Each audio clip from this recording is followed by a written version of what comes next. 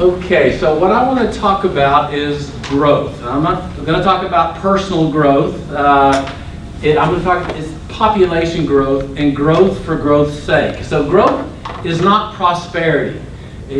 Bringing in tens of thousands of people, unless you have a monopoly or in the real estate business, growth does not equal prosperity. So this is just a typical subdivision. I've tailored my presentation. I'm really Austin-centric. So what I'll do is I'm going to run through about 60. You don't have to read these slides, but think of it as a slow-motion movie, and then I'll just sort of tell you about it. So Austin, number 2 in the nation for growth. Its metro area exceeds 2 million in population. This was in the Business Journal just recently, like 2 weeks ago. How to make money along I-35.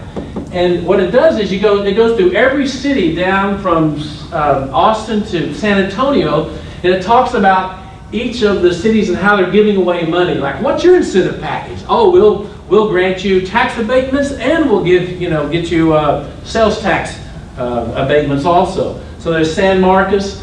They're talking about employment opportunities of our citizens. Well, what's the unemployment rate? 3%?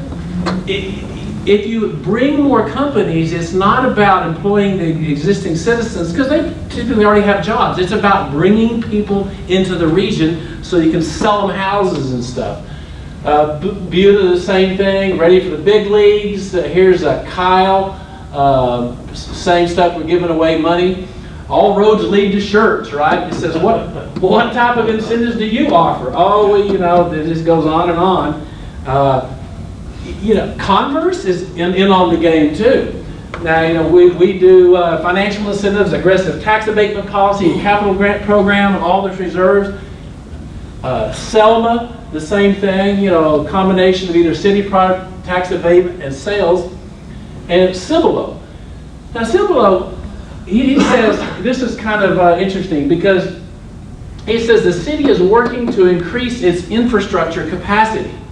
So what he's telling you is we want people to come here, but we have to raise the taxes so we can improve our infrastructure so we can bring more people here to overload our infrastructure, and you're in this spiral of more and more and more. Well, people say, well, you can't stop growth, Brian. Well, you can take your foot off the gas, okay? If growth is just for growth's sake. These corporations, the 13th reason they come to a region is for state and local incentives. That's not why they're coming here. They come here for labor costs, highway accessibility, availability of skilled labor. It goes on and on and on. It's just that at the very end, like Amazon or Walmart, they didn't come to New Braunfels or wherever they located because of the incentives. They wanted to be halfway between San Antonio and Austin. So it was had no incentives been offered, they would have shown up anyway because it's a small thing. It's about location. With all these people coming here, this was the largest study that's kind of done. It's a little dated, but it was like I think 12,000 people were surveyed in all this 4-county region. How do you think the quality of life will be affected if the population doubles to 2.5 million? Well, most people said the quality of life is going to be much worse. And, this is much better. This many people think it's going to be much better. This many people think it's going to be much worse. And it's done by counties. Bastrop County, most of the people think it's much worse if you double the population. I mean, Austin right now, driving around, it's kind of like hell, if you've been through there. It is, it's sad because I remember the city as it was. So if we don't want it, why is it being shoved down our throats? Why? Well, show me the money. So if 1.5 million new residents, we'll figure 2.6 persons per housing unit, is 590,000 new housing units. Now this is just for the Austin area. This is not for San Antonio too. So there's 90,000 new housing units times 150,000 average each. That's $88 billion of new housing. Okay, now you get a feel of why there is this giant steamroller trying to make this one big giant megalopolis. So if we have 88 billion of new housing, 58 billion of commercial, I just kind of did a ratio, An old Campo plan had $17 billion for transportation and more for public infrastructure. So it's like $200 billion in real estate development. So Austin is one giant real estate play. This whole thing is about real estate. Population in migration is what is just big money. So we've got, step on it, baby. We got profits for them, inflation for the rest of us. The chamber, the home builders, the city of Austin, the real estate council of Austin, the downtown Austin Alliance, they're all in this cabal about more is better and bigger, and how can you be against growth? That's just un-American. I mean, growth is everything. Well, it not just steps on your toes. So this is a little mathematical bit right here. But people say, well, Brian, 2% growth, now that's sustainable. 2% is okay. Well, 10,000 years ago, if the Earth's population was 5 million, what would the population be today at that 2% sustainable growth? Okay, so obviously it's going to be a lot. Is it 10 billion, 20 trillion? Actually, it's not. It's almost a Google. At 2% growth over that many thousand years, we would be a ball of flesh expanding faster than the speed of light. Okay, so basically, it's not. I mean, the Earth is a bounded system. We have nowhere else to go, and yes. Can I just say that was 2%? Yeah, 2% growth over 10,000 years. We just calculated Bastrop County's growth rate right now, in 2015 and 2016, 3.75. That's right. And so, boom. Now, I didn't do this chart. This came from the City of Austin's demographer, Ryan Robinson. I mean, this is like an algae bloom, right? It's how can this keep up at this rate? This is 2015. I'm sure 2016 is even more. And I took off a website. The number of microorganisms in a culture will increase exponentially until an essential nutrient is exhausted. So what are we going to exhaust as a nutrient? Well, water, luckily, it has been raining, but we dodged a bullet on the whole water. They just stole ours. Yeah, I know, they're trying to steal yours. So, is water going to be the determining factor? Is it going to be just sheer congestion? Or is it, let me just show you this slide. So in 2010, the Austin area, the 4-county region was 15.6% congested. If we did nothing, it was going to be 55.5% congested. But if you spend $18 billion, the best we can hope for is 40% congested. So they're bringing people here, it's just selling real estate without regard to what it's doing. There's no solution inside. And then the other thing, the nutrient that may expire is, of course, the affordability. But then you read the newspapers, there's all kinds of these, it's an extraordinary market. Well, who's he talking to? Like, it's extraordinary for me because I own a bunch of real estate. But for the people who aren't in the real estate business, like tenants, I mean, the tenants come in and they're seeing not just residential tenants, but business tenants. They're seeing massive increases in their rents.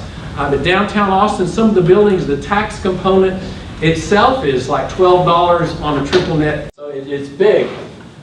And this I found particularly galling. This is Angelos Angelou. He's the go-to Golden Rolodex economist for Austin. And this was in the article titled, "Renters Struggle as Market Booms." He says, "We've all known that in the future it's going to be very expensive to live here with all the growth and the high-tech jobs we're attracting from other states and other countries."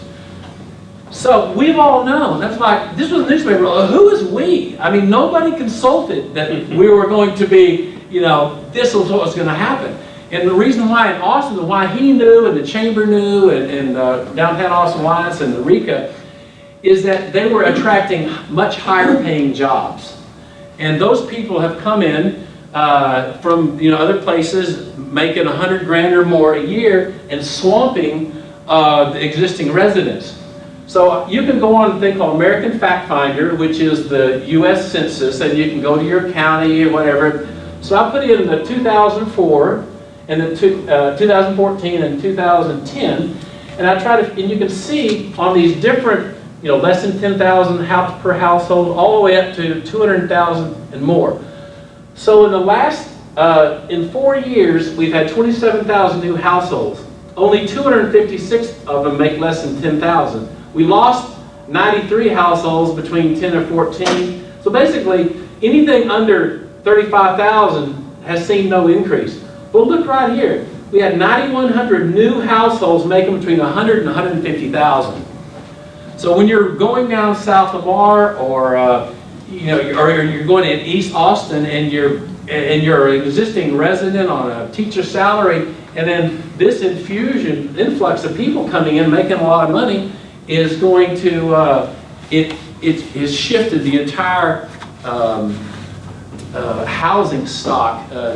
And who builds for what? And people are coming out here. I guess the people who left here are probably coming to Bastrop, which I'm sure they're welcome. So there's a great book. I usually bring a copy to give away, but it's called Better Not Bigger: How to Take Control of Urban Growth. But the quote I wanted to read to you is about this. It was an earlier study by this Malach guy. And he argues a primary objective of the pro-growth coalition is to divert public resources into growth-inducing investments. He suggests that local government is co-opted by these sources to such a degree that growth promotion becomes the essence of local government. Growth promotion is the essence of local government. And if you saw on the slides I had earlier, it's like at Cibolo, Converse, whatever, it's all about more growth, growth, growth, growth. Well, that's because somebody has taken the steering wheel and the machinery of these cities and said, well, I'll tell you exactly who, okay, who's done it. Because it's fun to actually, instead of talking about them in the abstract, to tell you who they are.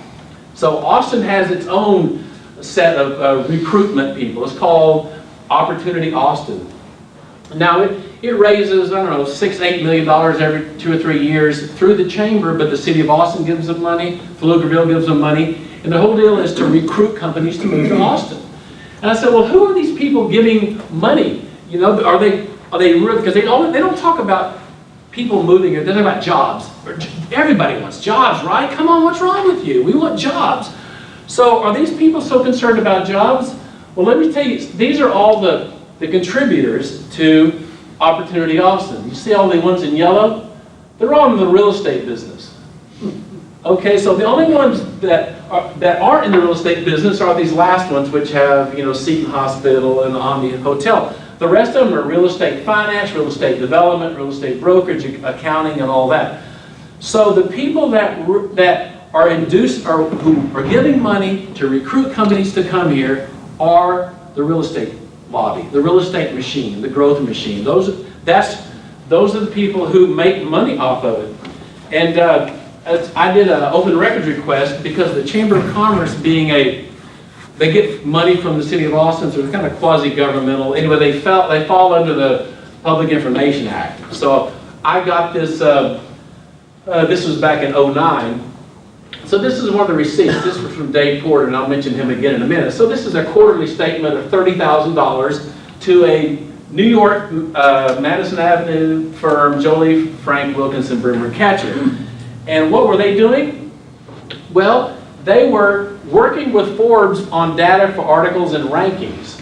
So whenever you see Austin as, we're number one in on Forbes, we're number one in Inc. magazine, we're paying a public relations firm with your tax money, at least our tax money, to put us on the #1 list. So, Brian, you can't stop growth. Well, look, the gig is up. I know what you're doing here is you're fanning the flames to give people, have people move here.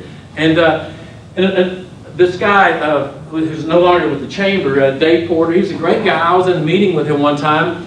We were talking over incentives. It was a city commission, and there were a lot of people in the room. And I was saying, look, if you're going to have a company, induce a company to move here, they should have like a 90% local hiring requirement. That way that we know that company is here to only employ the locals or the disadvantaged or those marginally employed. He looked at me and said, Brian, I have members with houses to sell. So the whole idea of recruitment was not about employing the people who needed employment within your town. It was about, we got houses to sell. We need people to move here. So it's pretty, just obvious. So who's really going to kill Austin's growth? This is El Thelma Louise, right? Well, at this point, is it the chamber? We've got so much, with the congestion as a giant knot and unsolvable. Pretty soon, it'll be just a knot that won't go. And then after Austin decided to kind of pull back on their incentive packages, this is guy Pete Winstead, big law firm name. He goes, we can't rest on our laurels. Resting on our cool laurels won't keep Austin booming. So you got to keep feeding, stoking the fire. And here's the big lie. The net result is more revenue that can be used to reduce the tax burden on Austin's families. So you bring more people and it's going to reduce the tax burden. Well, the opposite of that happens. Yeah. So Linda will probably post this, but people talk about real estate people. Are we titans of free enterprise? Or are we welfare queens? Well, I tell you, the real estate industry is a welfare profession, because I'm in it and I know. I mean, you can sell a property, you can avoid all the gains through a 1031 exchange. You can sell a property to the government local at inflated prices. You can gain the ag exemption and wildlife exemption. It just goes on and on. If you took all of these things away and let them stand on their own 2 feet, real estate wouldn't be as much fun. There wouldn't be this need to grow the cities like they do. So for those of you who are about to enter government, I wanted to talk about total accounting. Because what we have here is, this was City of Austin, beautiful power plant. It was decommissioned, and it was supposed to be a market or a public use, not a library, but there were a number of things. It could have been a science museum. But what did we do? We subsidized a software company to occupy the whole thing, and the Chamber of Commerce did the full court press. Well, here's all the numbers, what they tell you. It's like, well, Brian, look, Athena Healthcare, we're going to have this many more sales taxes from the people who move here to, occupy the houses, and all these revenues from fines, permits, fees, water, wastewater revenues. It's going to be 5.9 million, and these are going to be your costs are 4.2. So we have a net of 1.6. It's a go. Okay, but these are income and expenses. Is this the end of the story? Well, what they didn't tell you, what they won't let me talk about, well, that's the bullshit meter, is what about the capital costs for schools, roads, public transportation, parks, libraries, government building, water treatment plants, and transmission? So these are all, expense items, income item, and expense. But you bring these new people and you trigger the cost of a new high school. That's what, 80 million or whatever. But they don't want to talk about what goes below this line, because these are real. I mean, a water treatment plant, Austin built one. It was $500 million plus interest. So if you really want to have truth in accounting, say, well, what's the full impact? Now, the city will try to say, well, we don't do schools, so we don't have to put them in our bottom line. But, it's like, we're just going to talk about what it does for the city. It's like, no, when we pay our property tax bill, we have to pay it all. So who does pay all of that? Well, it's not the fairy godmother. Here are the growth-related costs. Every time we have to do capital costs, whether it's educational, storm sewers, parkland, all that, these are real deals. In Austin, there'll be a bond election, and people say, oh, well, we need roads out here in western Travis County. We need roads, with developers like, come on, we need to widen this road. And a developer will go down the end of a 2-lane road, find some really cheap property, put in a 400-unit subdivision, and then complain about the road width, and then demand that, through safety and all the other, that everybody hop to and pass the bond, so that, and it's like, no, all of these things cost money. And so I commissioned a guy who wrote that book, Better Not Bigger, to figure out what is the cost to connect one single family home to public infrastructure. Because, you know, one house, like for every, I forgot what, every, you know, 4,000 homes, you need a fire station or something. So you can portion it all out. And what I found was, well, here's 5 ways that growth is cost. We can either get increased taxes, increased debt, infrastructure deficit, which is what we have in Austin with our roads, deferred maintenance, and reduced services. In Austin, every time the budget comes up, it's like, well, we're going to have to cut back the swimming pool hours, you know, and I'm serious, the swimming pool, we're going to cut back the library. Because, you know, all of these things, if you don't do something about it, you're going to get, it's going to come back and bite you. So here's the report that was done. The cost of growth was done by Evan Fodor. And I just had him do 6 different categories. So the cost to serve a typical new housing unit is $26,000. So and also, you know, because of the cost, you get the school, the rest of the population. So if I go back to Athena, which was the healthcare company, they said the total benefits were this and total cost, and this was the net, and they said it was a go. Well, what about all the capital costs when you multiply the number of houses? And it turns out it was a $2.3 million in the red. So Texas does have a thing called impact fees. The state law allows the municipality to collect in 4 areas: water, wastewater, drainage, and roads.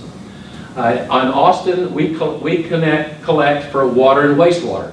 We could have been collecting for roads since 1989, but we haven't because the development community didn't want to see it. And so now there could have been hundreds of millions of dollars have gone uncollected because of intransigence. Now, in other states, they will charge you, like in, let's say, Rhode Island, Vermont, some of these other states.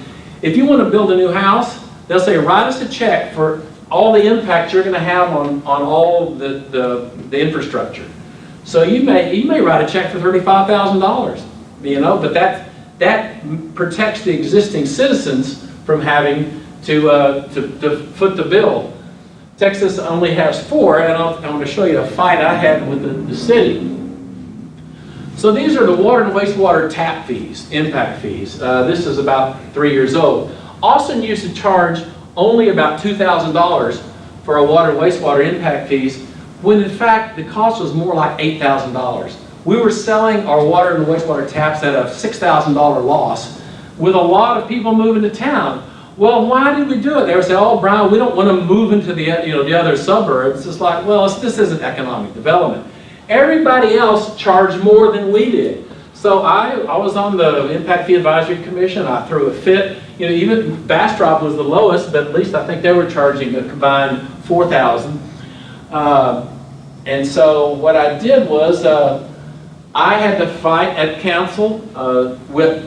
This was the downtown Austin Alliance, the home builders, and everybody were saying, "Oh, if we do that, it's going to overprice houses. The housing prices are going to go up. You're killing affordability, Brian. If you make developers pay, instead of $2,000, you make them pay $7,600. But that's not the way capitalism works. You can only charge so much for a house.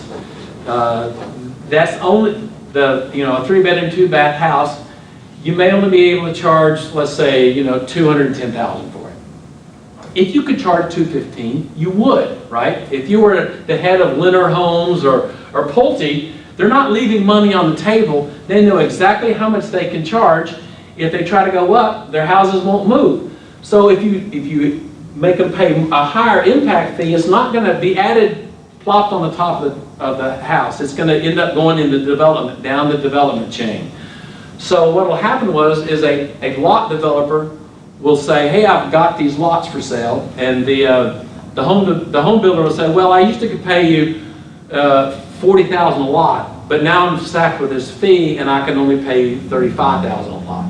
They'll go back to that lot developer will go back to the paper lot entitler and say, well, I used to could pay you, $20,000 a paper lot, but now I can only pay you $8,000. And so it'll work its way back down. It'll depress land prices just enough. It'll be absorbed in the development chain rather than added on top of the house, because it can't happen. So we won that battle. The people that the chamber was fighting for was D.R. Horton and Pulte and McKay-B. And these were billion-dollar quarterly revenue companies. Why do we have any allegiance about not charging these people the full amount? They were making 24%. Not that it matters, but Pulte's in 60 markets throughout the country. Austin is just a market. We don't need to kowtow to national home builders by underselling our impact fees. This is a little bit old. This is 11 to 12. But so we had the fastest growing cities in the U.S. and why on earth were we subsidizing their impact fees? So now road impact fees. We don't charge them, but Fort Worth does. Fort Worth has a deal. It's a complicated law, but for every detached single-family house in certain areas around the city, they charge $2,000. So $2,000 goes into a road fund. So if let's say it's a 300-unit subdivision, that's $600,000 that goes into a road fund that has to be spent within a 6-mile radius of that development. The same thing for shopping centers and all that. There's a big list of the different kind of development. For industrial park, it's $1,000 for every 1,000 square feet of gross area. So you want to fund your roads. You want to do it on the backs of the existing residents, or do you want to make it pay from where the problem stems from? And Moncrief at the time, he said. Well, actually, the Real Estate Council before said, solving the traffic congestion puzzle will take sacrifice from all of us. Our profession has to be part of the solution. We support the proposed impact fee. We don't want Fort Worth to become where the West begins and mobility ends. Well, Austin has still not incorporated an impact fee, although now that they've seen the water and wastewater impact fees that are coming in at such a higher rate in Austin because of the changes we made, now the transportation department is saying, okay, well, there is real money there and it's coming from the right sources. So Austin has commissioned a study. But it's a study that has to be done in order to get the proper calculations. And this is the way they all do it. So I guess that's all, folks, on this part of the presentation. What happened, the first year, $80 million got put into the kitty for wastewater and wastewater fees, and then what? Yeah, so there's a new subdivision in Southeast Austin called Pilot Knob. It's 2,200 acres. It'll have 10,000 homes. Cool. So the new impact fees are going to be paid. There were going to be like $80 million in water wastewater impact fees from that subdivision. Well, the Mayor Adler, when this PUD, Plan Unit Development, came through in December, he saw that $80 million and go, great, let's divert that over to affordable housing. So they're trying to steal the $80 million in water wastewater impact fees from the utility and move them over to affordable housing, because that's the buzzword, the catchword, the politically, is that. So taking money out of the water utility, which will raise the rates on everybody in order to satisfy some other things. So I'm in a lawsuit with them. I've sued the city over the Chapter 395 of the government code about you can waive an impact fee for affordable housing, but it has to be done a certain way, and they blew by it. So hopefully we'll prevail in that case. I thought what was significant too about this is, just so you all know, that we're not the only city, Bastrop, where officials try to hide what they're doing. But the mayor was in cahoots with, was it the city manager? Well, so, Talk about the posting. yeah, the posting was, it was a zoning ordinance. Okay, well, regular, you know, the PUD is a zoning ordinance. Well, it wasn't until like 3 weeks later in the newspaper, they mentioned the word fee waivers. Saying it was zoning ordinance. And you looked at, and so as I started looking into it, it wasn't just a zoning ordinance. They changed multiple ordinances within the city code. You weren't supposed to do these things outside the city limits. And it had over 100 million in total fee waivers, all hiding under a zoning ordinance. So as my attorney Bill Elshire, former county judge, said, it was a Trojan horse for letting through all this other stuff. So we also sued under the open meetings.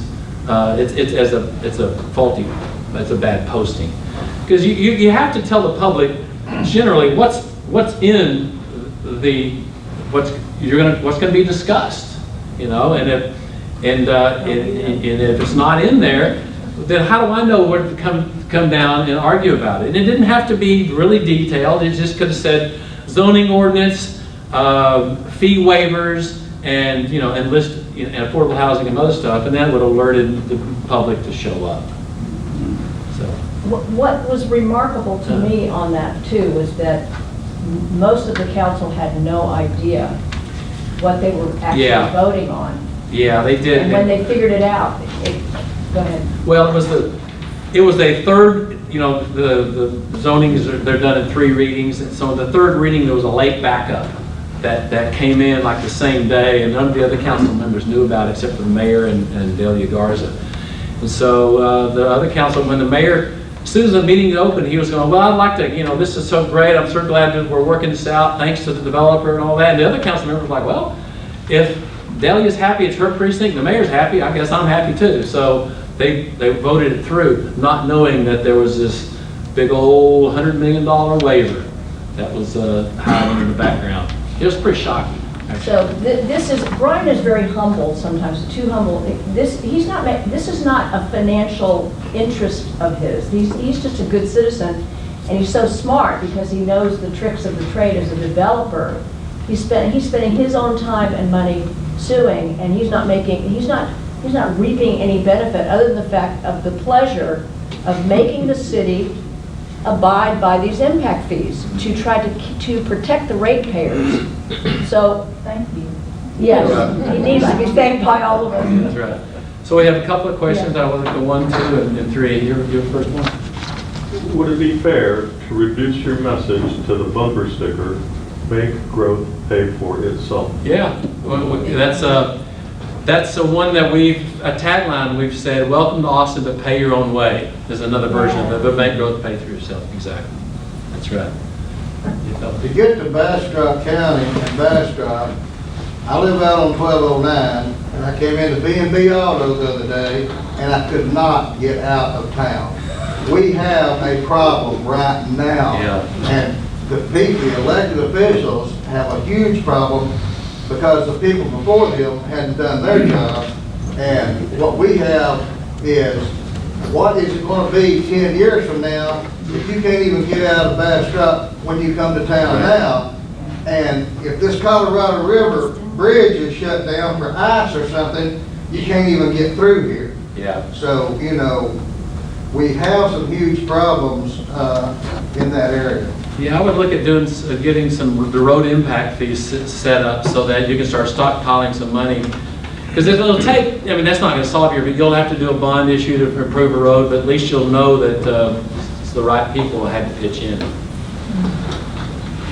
Go ahead. A couple of things.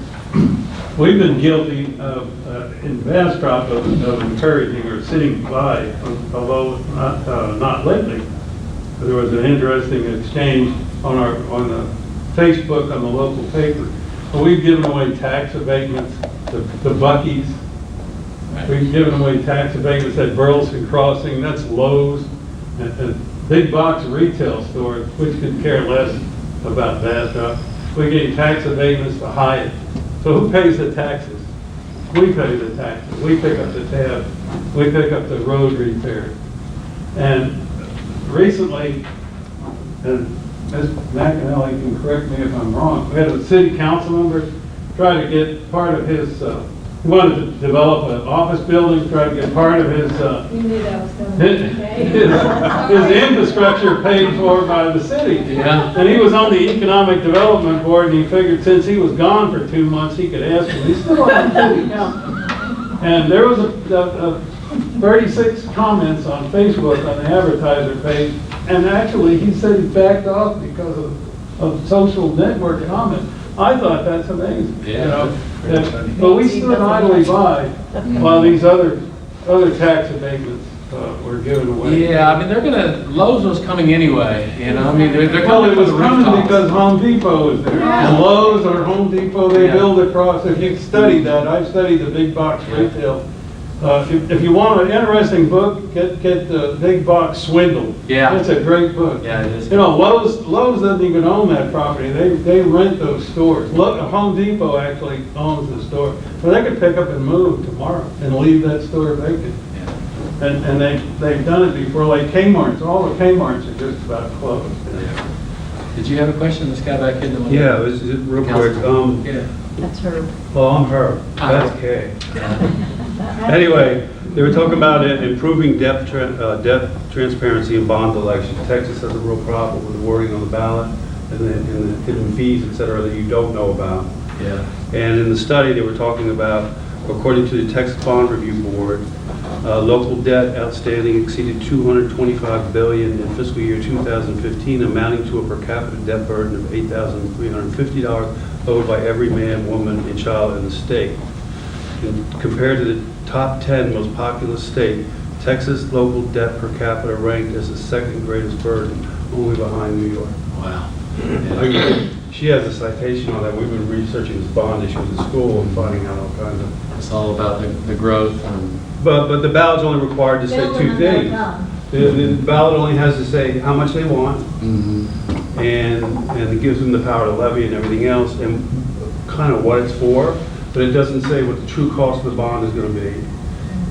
It's actually, the rate can actually be computed for that year they can, but as it goes on, it could go up, it could go down, so you're going to be paying more. So we're looking at the $75 million bond, which actually may cost the taxpayers $120 million, and had the opportunity to increase their tax burden, their property tax burden, while they're right under the, because it can yield.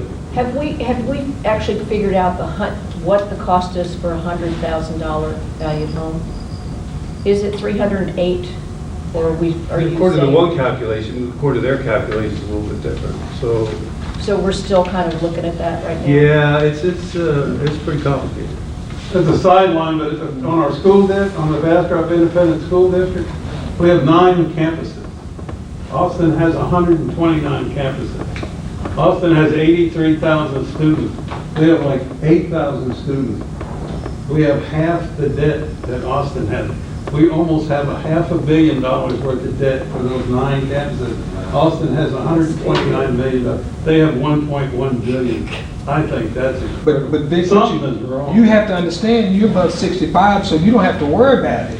So you don't have to worry about it. Just pass it on to your grandkids. They're pimping the elderly. Thank goodness. They do a really good job on it. Yeah, tell my mother-in-law that she don't have to worry about it. She's 70 years old, and you're telling her, oh, don't worry about it, but she's got a great-grandbaby. Right. Yeah. So that's the part that people are getting. Burdening They won't get it future educated. generations, taxes don't go away, they just get higher, they don't go down. Well, Austin has also lost 6,000 students, and it's due to the higher cost of living there. And that's The another families factor. moving out. Yeah, it's draining, moving to Bastrop. Y'all It's no excuse me, bargain my here. heart- It's not a my bargain in ear Bastrop anymore. You know, it's high, we have high taxes We here. have somebody in the back that has a question.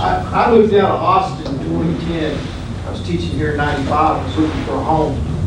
We finally got out of Austin in 2010. I was paying about $2,400 in an 800 square foot house. I came back 3 years later, and I met with my neighbor who has the same exact floor plan of less than 800 square feet. He's paying $12,000 in taxes. Yeah, that's not much. And that's over there near Zilker Park. Oh, yes, I know. So he makes up his money, of course, people coming in from the bands and the celebrations and whatever. But now they're even cutting into that, telling them they have to regulate that, and his property at 12,000 a year. How are they gonna live? Yeah. I couldn't afford to live there. I got 4 acres of land and 2,000 square foot house. And I'm paying a little less, maybe right at 3,000 a year. I can't live in Austin. I taught there for 23 years. My daughter goes to school there, my granddaughter, and my great-grandchildren are going to school in Austin. They can't afford it. So what's going to happen to our kids, great-grandkids, all of them that's going to try to live in Austin? They're coming out here. Right. We're already facing, 30% property tax evaluation hikes, rents. I can't believe what people are paying in rents in the city of Bastrop. 30% my left-hand foot. 2 years ago, the appraisal district raised my farm value 69%. He lives near Elgin. So go ahead, Kay. I was talking to a developer the other day who is trying to catch that group of people that can no longer afford to live in Austin. And he was saying that a lot of his fellow developers had headed for Manor. They were going to go as far as Taylor, but Manor kept the prices low for impact fees. So they could build houses that they could sell for less money that teachers and policemen could afford. But if they had planned to go to Taylor too, they can no longer do that because they've now taken on Austin's idea of higher impact fees. So those developers that were going to try to build houses that working people could afford now have to build a higher caliber of house in order to make their profit, which means they're no longer going to be building houses that policemen and teachers can afford. So how many, but I don't know if is the developer actually going to go from Maynard to Taylor over a difference of $2,000 or $2,500? I don't think so. I mean, I guess not. I have no idea. That's why I'm asking you. Yeah, you know, a developer is going to go where the cheapest land is, Yeah. and then they're going to take a stand wherever that is, and they're going to hope they get the utilities to make doing mud or something. But I don't think they're making their decisions based on impact fees. But I mean, the land person who's going to sell the land is going to have to make an adjustment too, because it. With one thing about impact fees is there's one exception. You can waive them for affordable housing. So if these developers really were building affordable housing, then that's they can be waived for affordable housing. One fee waiver per one affordable house. How do you define an affordable house? There's some federal guidelines and that are part of it. And this is a federal thing that. Well, it's a state law. So the state has the law, they reference the federal law on the percentages, and then the municipality enacts the whatever fee they want. So Austin they could do, in fact they do fee waivers for affordable housing. So when people say, well, you're killing affordable housing, I say, well, once you go build some, you don't have to pay waivers. I mean, you can get your fee waived. But when you're talking about affordable housing, are you talking about that housing that is for people who fall below a certain income? I think that's what Debbie was trying to ask. Are you talking about working policemen, teachers? I think it's based on housing price, but there is it's hard for. I mean, land prices have shot up so much. And people say it's this, that, and the other, but I mean, when lots cost $30,000, $40,000 or whatever, then that sort of pretty much dictates what the price of the house is going to have to be. Because a lot is about 20% of the full price of the house. And when land speculation is rife, then it's going to cause higher prices. But I would examine that developer saying that they're going to change cities because the impact fees are too high. I think that's somebody trying to work their public official. Well, it worked. Yeah. All right. Call me. Make me right? wonder. Yeah. One more then. Go ahead. Yeah. How do you do that in the county, charge impact fees? And I ask this because if I'm elected, I'm gonna inherit a couple of subdivisions where not a developer is going in, but individual builders are going in and buying up lots and building. One subdivision has 40 miles of undeveloped road, another one has only about 8 or 10, and then the other one only has a couple miles. But how do you enforce that into something like that? So the county, it's not allowed, impact fees are not allowed in the county. See, exactly. But like on the Austin Water Utility, some of its boundary goes outside the city of Austin, so they can charge within their utility boundary. The ETJ? Well, let's see, yes, they can. If like the water utility, what's it called, a CCN, the Certificate of Need Necessity or whatever, right? So the AWU's CCN, they can charge impact fees within that. But if there's created mud there, then that cancels that out. Yeah, muds are different. I don't know what they would do there. Yes. Okay, you asked about. Let me just add one thing. What county officials need to do is start lobbying the legislature for impact fees for counties. That's what y'all need I to think do. that's a good idea. Yeah, I think, if I may be wrong, Kate, when you asked about affordable housing, the Mueller project was partially affordable housing when that was developed, and I don't think it's a house over there now with less than $400,000. Right, that's interesting. Affordable to rich folks. There are some folks in Austin who are now really working on a whole new proposal on affordable housing, and they're going to make some of these affordable housing activists feel ashamed of how they've kind of become, in some ways, just, oh, please, Austin, do something. And they're just begging the city rather than coming in with a real proposal that makes the city do something. So you'll be hearing more about this, and maybe we can get those guys to come out here, a guy named Fred Lewis and Ed Wendler, who's another whistleblowing kind of developer like Brian, that they're working on real affordable housing. I also want to say that we are now a region. The water marketers were pushing this, we're a region now, so we really need to share our water with Hayes County. Well, I didn't really want to agree with them at that point that we're a region, but I really do now.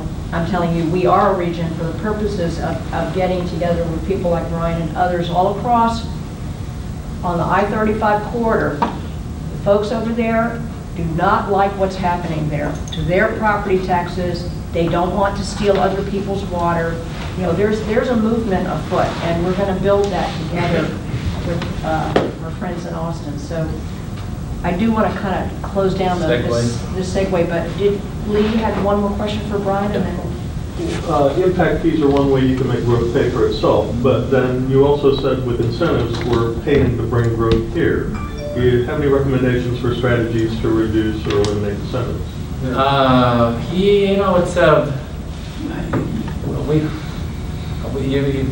have to lobby your council and all that to just don't spend the money. I mean, these items come up, and I would say, all right, you say it's going to be profitable. Let's use total accounting and show us how it's profitable. Is this going to trigger the cost of a new road or a new school or a new fire station? And put it in the summation, and then let's see. And maybe you'll agree. I mean, maybe it comes out and it is a good thing. But you got to have all the numbers in there, or you're lying to yourself. It would be interesting to see Bastrop's growth. It's one of the oldest cities in Texas. Yeah. It would be interesting to see its growth in the first 100 years and then see what it did. Guess what? That first 100 years, we didn't dry up and blow away. Yeah. And we won't dry up. And we've been all over the country, my wife and I. We see communities that aren't growing. They're not drying up, but they're sustaining their, they're not drying up and blowing away. Yeah. Well, I heard in Austin that the city council member at the time, Randy Shade, she was like, well, you don't want to be like Detroit, do you? It's like, They're working on it. Yeah, there was one fellow made the comment that a Sun Belt city hasn't lost population since the advent of the air conditioner. So, I think we're insured to growth if it can be at least organic, but it's not sustainable. We'll end up with a Google for the people.